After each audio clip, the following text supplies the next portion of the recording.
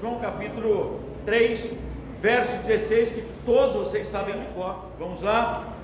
Porque Deus amou o mundo de tal maneira que deu o seu Filho unigênito, para que todo que nele crer não pereça, mas tenha a vida eterna. Oremos ao Senhor. Pai Santo, nós mais uma vez queremos agradecer o Teu nome, porque estamos em Tua casa, e nós, ó Deus, Te adoramos em espírito e em verdade.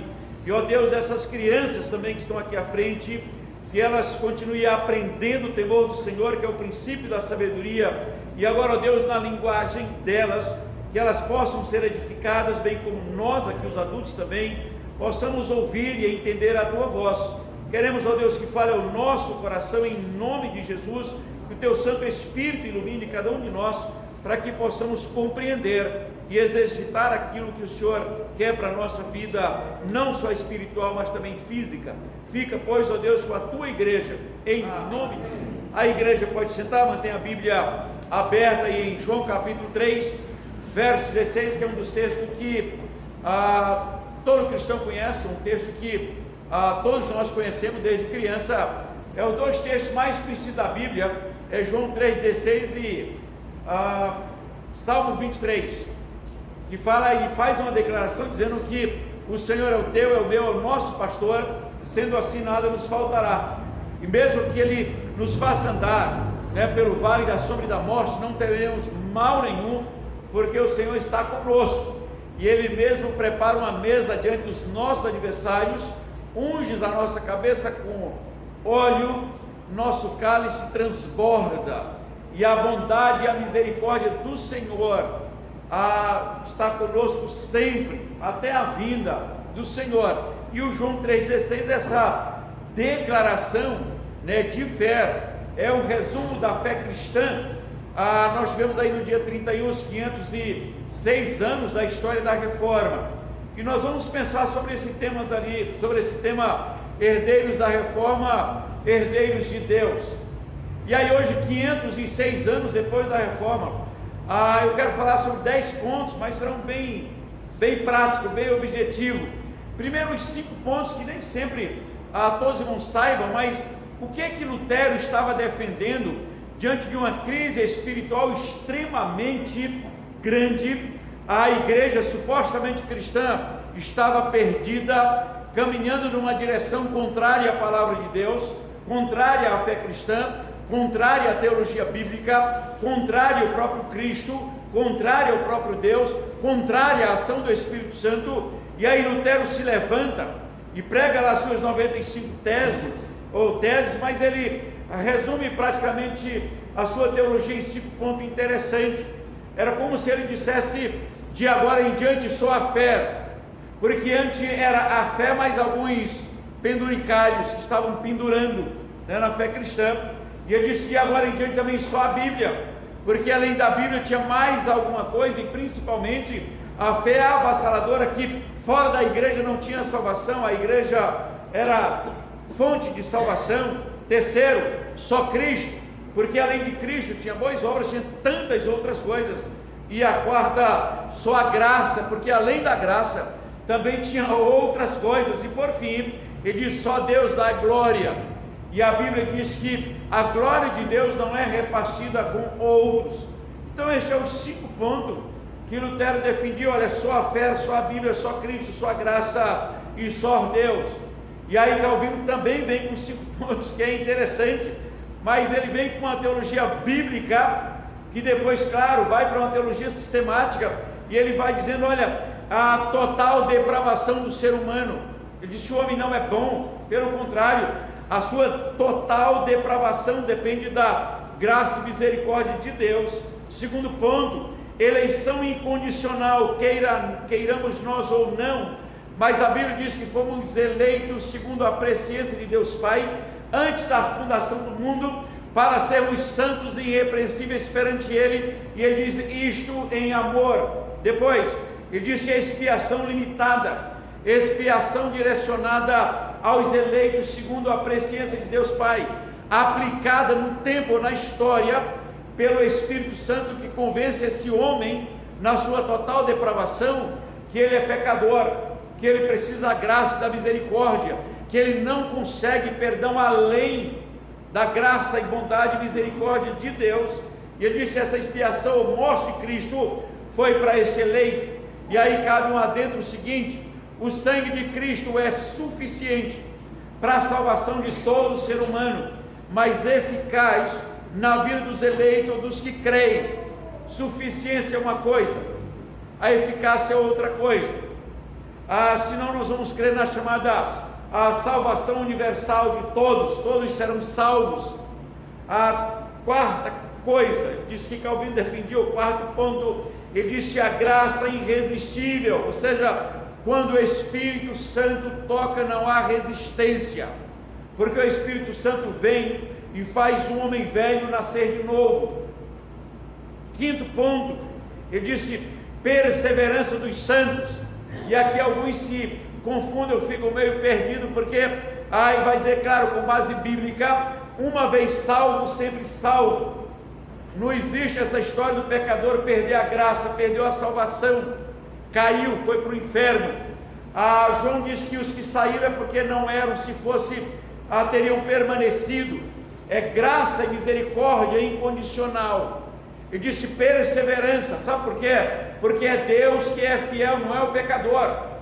A Bíblia diz: aquele que vem a mim, de modo algum lançarei fora, e aquele que crê em mim, eu e o Pai viremos e faremos morada nele. Então os cristãos são herdeiros da reforma, mas também são herdeiros de Deus. E lá em Romanos capítulo 8, Jesus Cristo pega os cristãos e vai dizendo o seguinte: olha, vocês, nenhuma condenação há para os que estão em Cristo. Eles também justificados, pois mediante a fé, temos paz com Deus. E aí Romanos 8, ele vai dizer que nós somos herdeiros de Deus e co-herdeiros com Cristo. Ele não deixa só os cristãos sozinhos serem herdeiros de Deus. Era como se ele dissesse: olha, se vocês forem por si herdeiros de Deus, haverá um dia em que vocês poderão perder essa herança. Então era como se Deus dissesse, e Deus afirma: olha, a partir de agora vocês são herdeiros de Deus e co-herdeiros com Cristo. Tudo que você tem direito no céu está com e em Cristo.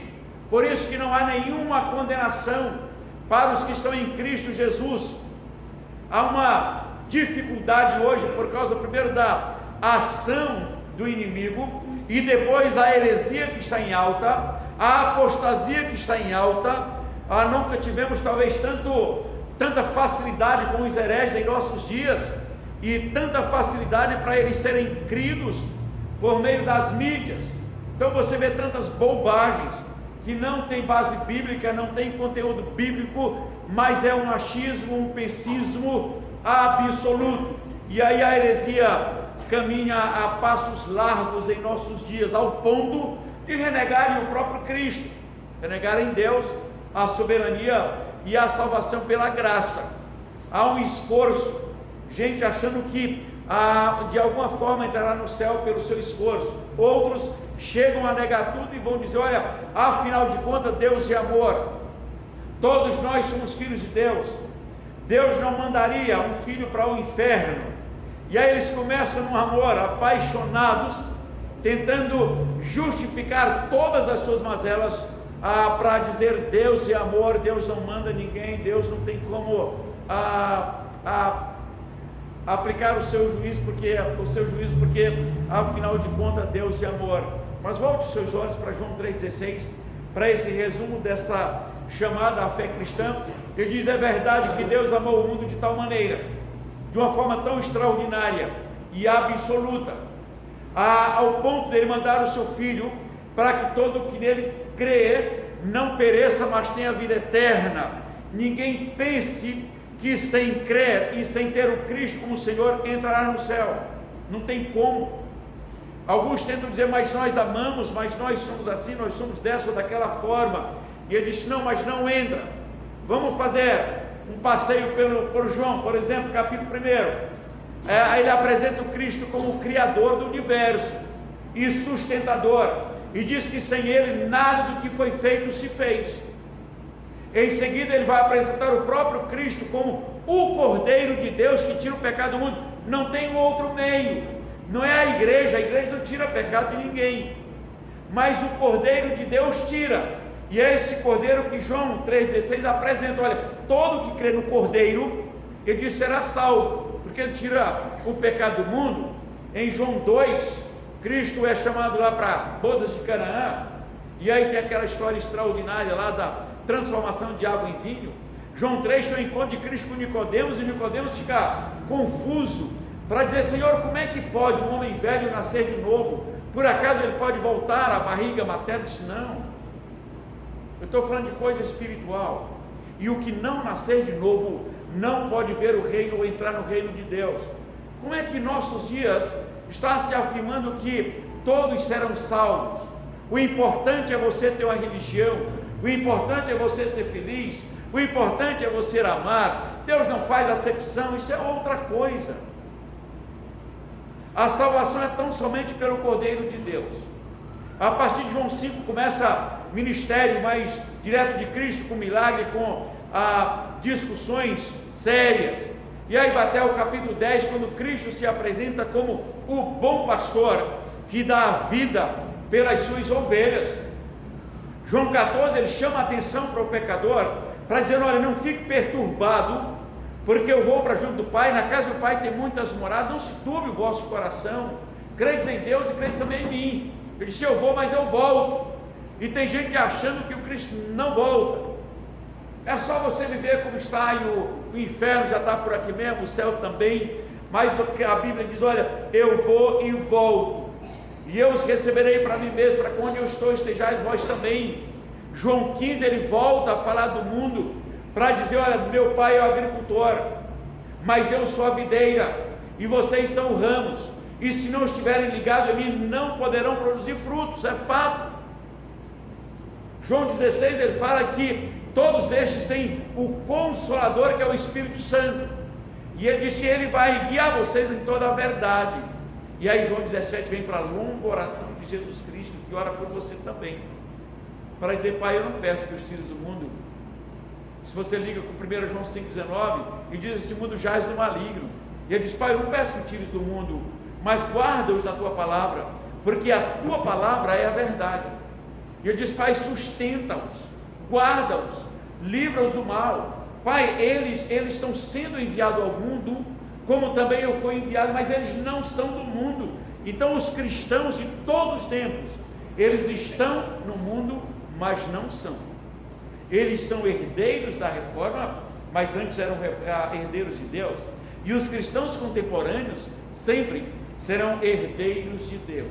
Venha o que vier, aconteça o que acontecer, mas a Bíblia diz que esses cristãos jamais serão confundidos. E ele diz: quem crê em mim, ainda que morra, viverá. A igreja prevalece sobre todas as lutas e provações e dificuldades. Tem alguns cristãos contemporâneos que estão preocupados com a situação atual, irmãos. Na época de Noé era assim, na época de Enoque era assim, na época dos apóstolos, da igreja apostólica era assim, na época da igreja primitiva era assim, na época era das trevas, como diz Júlio Gonzalez, era assim. Ele diz: no entanto, aí vem a reforma, e aí nós somos herdeiros. O que não pode é os cristãos começarem a crer numa teologia ou numa ideologia em vez de uma teologia bíblica, e ser arrastado por ventos e doutrinas, e entrar em desespero, entrar em angústia, porque começa a pendurar tantas coisas na fé, como estava no movimento pré-reforma, e até vem Calvino, vem Lutero e tantos outros homens, e vão realmente definir o rumo da igreja. Quando eu digo igreja, eu digo a igreja de Cristo. Só a igreja de Cristo tem uma sofera, tem a Bíblia, tem a graça, ela entende que todos são extremamente depravados, mas são salvos pela graça, e uma vez salvos, eles permanecem sempre firmes, porque Deus é fiel. E aí você vai lá em Colossenses 1,13, quando o próprio apóstolo Paulo vai dizer: olha, Jesus Cristo nos transportou do império das trevas para o reino do Filho do seu amor. Isso é ser igreja. E aí nós marchamos triunfalmente diante dos obstáculos e dificuldades da igreja de todos os tempos. Nossos primeiros irmãos deram a vida. Depois você pega toda a história cristã que irmãos sofreram. E atualmente nós estamos naquela ideia de que cristão tudo pode, cristão não pode ser confrontado. Outros criaram que a igreja não pode ter problema, cristão não pode ter problema, cristão é filho do Deus Altíssimo, aí não tem problema, não tem dificuldade. E aí Cristo diz assim: não, no mundo vocês vão ter aflição, mas tem de bom ânimo, porque eu venci o mundo. Como é que vem uma fé que atual, que é só você determinar, toma posse, ordenar e está tudo jóia? Vende isso, compra aquilo na igreja, determina que já está tudo jóia. Primeiro que a Bíblia não tem oração determinativa. Não é Bíblia essa história de toma posse.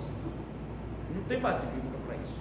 Mas, de novo, começa alguns penduricalhos na fé cristã contemporânea, e aí alguém sem saber, e o analfabetismo bíblico facilita bastante isso, porque muitos cristãos não conferem mais na Bíblia.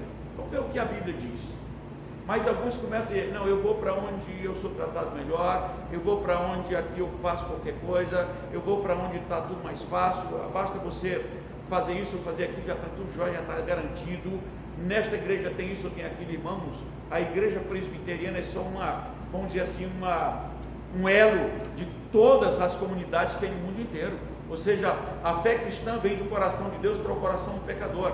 E aí você congrega numa outra comunidade por questão litúrgica, questão geográfica, questão teológica, empatia, simpatia, enfim. Mas todos os cristãos em todo o mundo têm que estar baseados na palavra de Deus, na fé, na graça, na perseverança dos santos, porque Deus é fiel. Então que Deus continue nos sustentando em graça, e que a gente atravesse a história, como diz o Hebreus 11, que ele vai dizer sobre todos os heróis da fé, com todas as lutas e provações, e começa o capítulo 12 falando de você. Não sei se você já observou lá o capítulo 12 de Hebreus, aí ele começa falando de você. Ele vem como 11 e faz uma base para você. E aí quando vai para o capítulo 12, ele disse: por isso também nós corramos com perseverança a carreira que nos está proposta, olhando firmemente para o autor e consumador da fé, Jesus Cristo. Então a igreja de hoje também continua correndo e olhando firmemente para o autor e consumador da fé, que é o nosso Senhor e Salvador Jesus Cristo. Que Deus nos abençoe em graça e fé, e a